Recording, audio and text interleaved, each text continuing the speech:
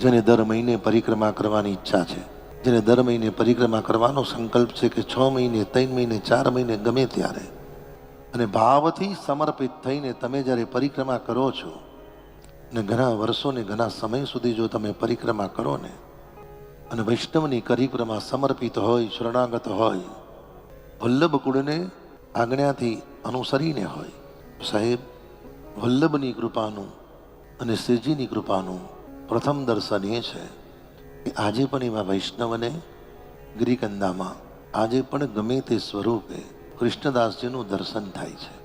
અને કૃષ્ણદાસ જેવા સખા આજે પણ જગતમાં ઠાકોરજી જ્યાં જ્યાં પ્રત્યક્ષ બિરાજે છે. નિયમ એવો છે, કોઈ પણ હવેલીમાં જ્યારે ઠાકોરજી બિરાજે અને બિરાજ્યા પછી પ્રતિષ્ઠિત થયા પછી પહેલે જ દિવસે 1000 વૈષ્ણવો સાથે દર્શન કરે.